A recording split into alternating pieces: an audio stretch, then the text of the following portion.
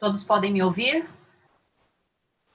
Bom, quando de alguma forma a gente não entender, vocês não entenderem, eu tenho a minha tradutora especial, que é a Carol. Ela por muita sorte do nosso destino, ela está em São Paulo hoje e estava sem celular e sem acesso à internet. Aí eu falei para ela, então vem para minha casa, a gente fica aqui e faz juntos a apresentação. Bom, quando eu pensei no tema, eu gostaria de passar para vocês a respeito, falar um pouco sobre como está sendo, então, a realização das normas, né, fazer uma apresentação com relação às normas que estão acontecendo no Brasil a partir do início da pandemia, em que o Brasil destaca e começa uma medida de emergência. Então, a minha ideia, só um momento. Bom, então eu gostaria de falar inicialmente que, num contexto de pandemia, se incentivou, intensificou o aumento do medo, o aumento da mixofobia, que seria o medo do desconhecido, e esse desconhecido pode ser entendido como o outro, alguém que pode estar ali para aquela coisa que a gente conhece bem, que seria o medo de conflito de emprego, né, mercado de trabalho, a questão relacionada aos benefícios previdenciários, aos benefícios sociais, divisão de aparelhos de saúde, a questão dos respiradores, então todo esse medo e junto com ele a mixofobia, traduzido também na questão da xenofobia, que a gente conhece e tenta combater sempre.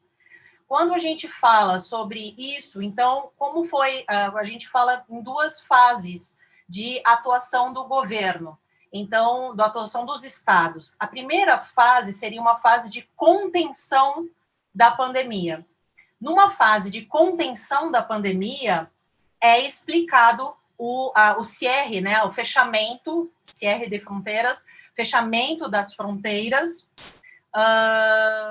e justamente para que não se alastre a doença, para que as doenças não sejam trazidas de fora para dentro, né? O problema é que nós, desde março, já não estamos mais no momento nossa fase de contenção, e sim na fase de transmissão sustentada, que teria que ter outras medidas para além do fechamento das fronteiras.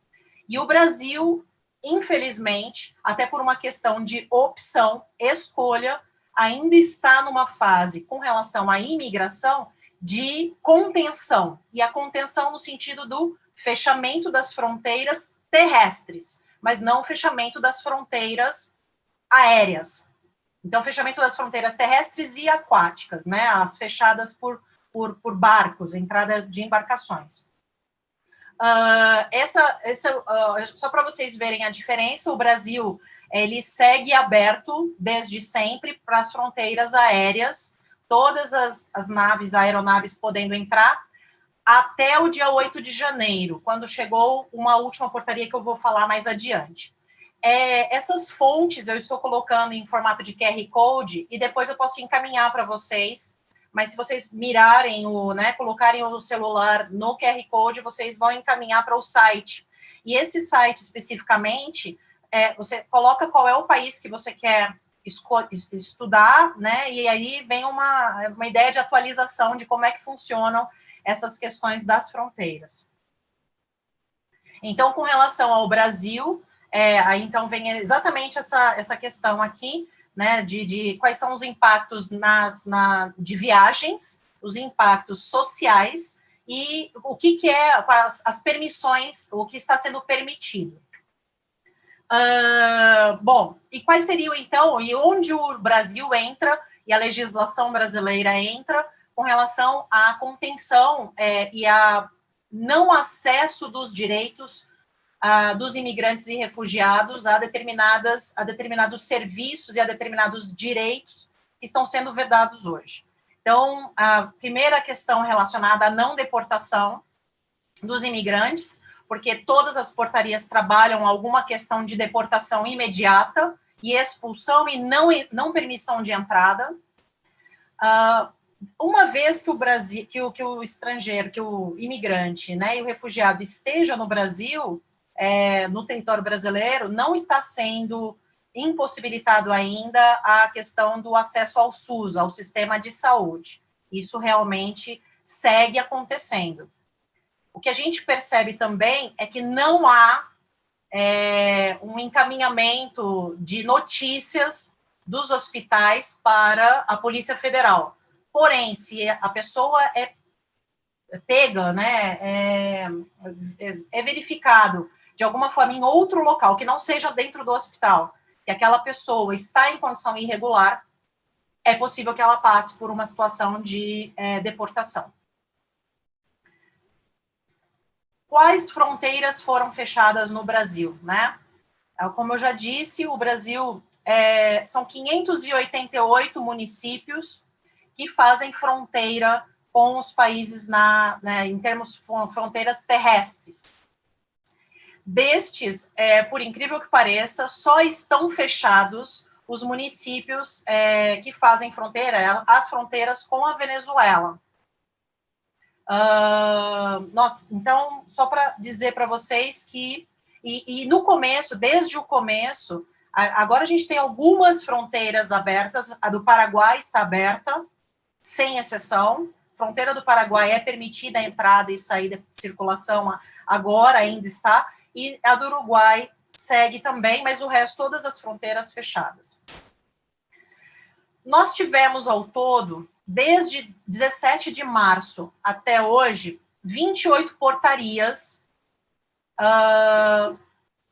relacionadas a algum tipo de restrição. Ainda se usa a palavra estrangeiro, né, nas portarias e em toda a legislação brasileira referente a isso. A procura é por a palavra estrangeiro, eles não usam a questão imigrantes, a imigração, imigrante, alguma coisa, ou refúgio, falam em estrangeiro. A última portaria é do dia 8 de janeiro, e ela tem algumas situações que ela coloca que são um pouquinho diferentes das demais. Ela fecha a fronteira aérea para aviões que venham da Grã-Bretanha e da Irlanda, apenas para esses dois países. Ela impõe isolamento somente para a tripulação de determinados países que passem, né? É preciso, se você vai ficar no Brasil só para aguardar aquele tempo para poder pegar um novo voo internacional, o capitão, os tripulantes devem ficar em isolamento, se comprometer a ficar em isolamento com uma declaração ali de que eles não vão sair do hotel. Todas as nacionalidades e ingressos de qualquer nacionalidade, de estrangeiro de qualquer nacionalidade, por meios terrestres ou aquáticos, está fechada, né, cerrada. As restrições, elas têm muitas exceções, mas as exceções são para imigrante com residência permanente, que tenha tempo fixo ou indefinido no território brasileiro, profissionais estrangeiros em missão, né, ou estrangeiro que tenha cônjuge, parentes, filhos no Brasil, e que a entrada seja por interesses ou razões humanitárias. E aí a gente tem uma situação, porque, embora esteja escrito que há uma exceção por razão humanitária, você pode ingressar no país via essa exceção, isso não é aplicado para as fronteiras com a Venezuela. Claramente fechado para a Venezuela. E aí, a letra C aqui, portador do Registro Nacional de Imigrações, né, de migrações. Essa expressão, portador do Registro Nacional de Imigrações, essas portarias todas, elas vêm com uma fala de que a pessoa precisaria ter a carteira de registro nacional migratório. Contudo, e a autorização de residência para prazo determinado ou indeterminado. O problema é que a legislação brasileira, a lei de migrações, ela fala residência por prazo determinado ou indeterminado. E aqui, na portaria, eles falam de residência definitiva. Então, o que acontece? Mesmo que a pessoa tenha a carteira de residência por prazo determinado, é possível que ela, mostrando a regularidade migratória, ainda assim ela seja barrada porque a expressão não é com residência definitiva. Essa primeira portaria, que foi de 17 de março de 2020, e me deixa muito tranquila estar falando aqui sobre as portarias, porque a Paola também está aqui, eu acho que no momento das perguntas ela pode dar muitos detalhes, porque ela trabalhou ativamente na construção de diversas notas e de diversas publicações e falas e tudo para tentar conter essas portarias e tentar explicar a ilegalidade que se tem e o conflito entre as demais, da portaria, destas várias portarias com a legislação. E o que acontece? A primeira nota, que foi uma nota conjunta da rede de advocacy colaborativo, que é onde ela está trabalhando, onde ela trabalha, onde ela coordena o grupo de direitos humanos, né? Foi a nota de 19 de março, até muito incrível como eles foram rápidos na construção de uma nota muito fundamentada. E então eles falam sobre essa questão dessa nomenclatura estranha para apresentação do documento e a possibilidade de vedação de entrada, restrição da entrada mesmo assim. E uma última coisa que destaca muito a atenção destas últimas 3 portarias, todas as portarias elas tinham um prazo de 30 dias. Então, a partir do próximo 30 dias, vinha uma outra portaria, salvo para alguma questão emergencial que precisasse ser escrita uma nova portaria antes. O que acontece? Essa portaria, as últimas 3 não vêm com prazo. Então, a gente não sabe por quanto tempo ela vai durar. Nessa última, além disso, não, todas as outras também falavam a mesma coisa, que não se aplica à República Bolivariana da Venezuela, e o artigo 8º dessa portaria é muito perigoso, pelo fato de falar que quem estiver não cumprindo, né, a pessoa que não cumprir pode infringir ao infrator responsabilidade civil, administrativa e penal, repatriação ou deportação imediata e inabilitação para solicitação de refúgio. Então, isso é uma coisa absurda, problemática, e que a gente vê que 28 portarias ao todo repetindo essa... Quando a gente contesta uma das portarias, vem a próxima, né? Então, meio que perde também o efeito, né? Perde o sentido você ingressar com uma... para tornar ilegal a portaria e uma nova é expedida. Eu destaco também algumas publicações que foram feitas, e especialmente esse podcast chamado Geração P, P de pandemia, P de prognóstico, e aí, então, eles falam bastante sobre a questão da imigração. Um dos podcasts mais interessantes é esse número 8, mas tem outros, né? Tá em português, né? Mas eles falam também mais devagar que eu.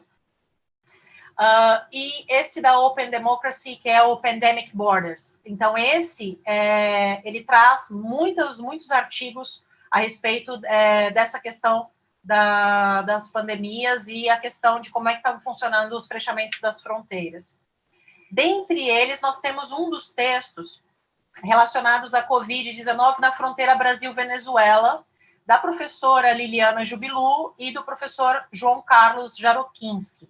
São 2 incríveis estudiosos brasileiros, eles trazem alguns dados, e aí, então, a entrada de venezuelanos no Brasil, e falando sobre essa questão do fechamento da fronteira, mas eles abordaram só no final essa questão das portarias.